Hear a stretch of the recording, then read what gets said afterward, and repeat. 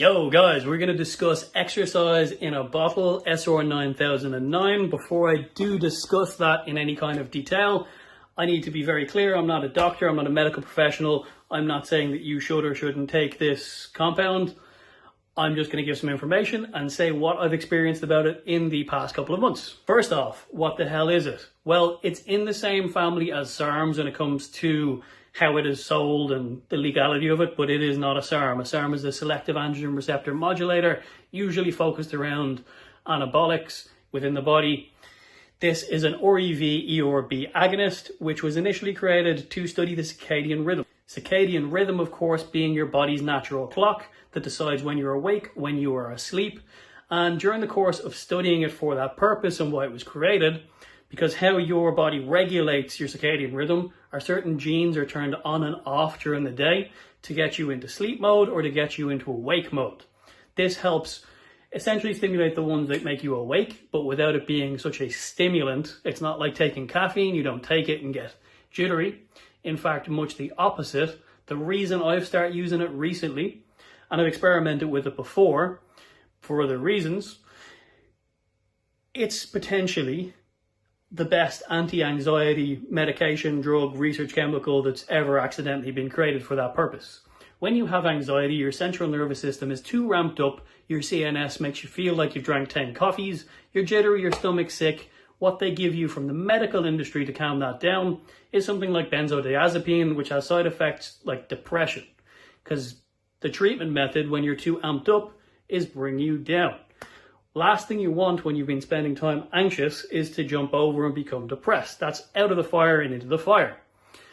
What this seems to do is relax your central nervous system in the same way that a benzodiazepine might, but without the depression side effect. The other reason why I initially started playing around with it is its cardioprotective potential. I had heard some people discussing the idea that it could prevent your heart from the exercise-induced hypertrophy of being a high-intensity athlete. I don't pretend to be some sort of running cardio endurance athlete. I'm not. I lift heavy things. You can experience just as much cardio hypertrophy from total failure weight training sets as you could do from being a athletic type of athlete. So just on the off chance that I'm experiencing cardiac hypertrophy, I decided to try it out for a period of 6 months to just get a handle on it before it becomes an issue. The reason more people are probably going to be interested in this is its title as exercise in a bottle. What do they mean by that? Multiple things. It will improve your cardio output, your endurance when you're doing a long cardio activity. It does that in a few ways. It increases basal oxygen uptake, so it means you're getting more oxygen into the cell. It increases your ability to oxidate glucose and fatty acids from your muscle. So essentially, whatever you've got stored, it makes you a bit more efficient at getting it out. It also increases mitochondrial content, meaning the powerhouse of the cell has a little bit more in there. It can also reduce fat storage in adipose tissue, which means you're less likely to store body fat inside your body fat when you're taking this. And lastly, this one may be seen as somewhat controversial.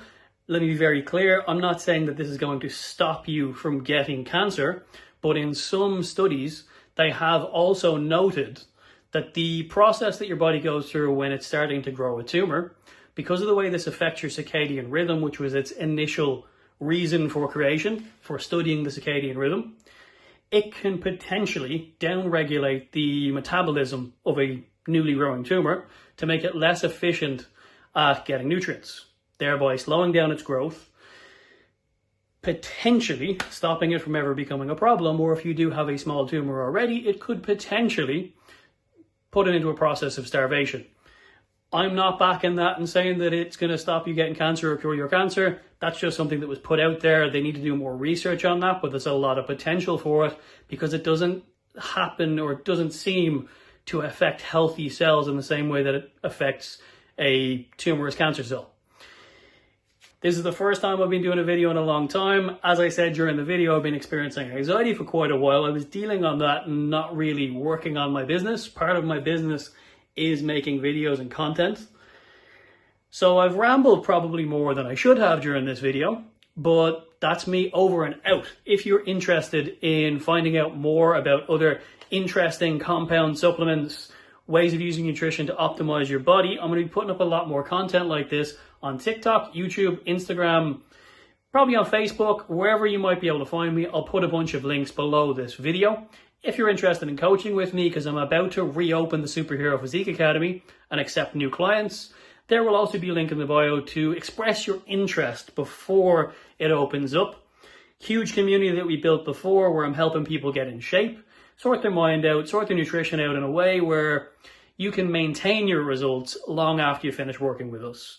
Thanks for watching. Like, subscribe, share, comment, all of that messing. I don't really know what to say anymore because I've not been on this YouTube game.